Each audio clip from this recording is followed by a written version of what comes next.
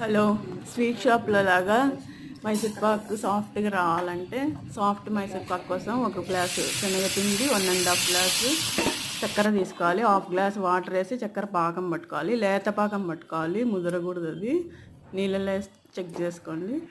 తర్వాత stove off చేసేసి శనగపిండి వేసి బాగా కలిపేసుకోవాలా, గుండలు లేకుండా.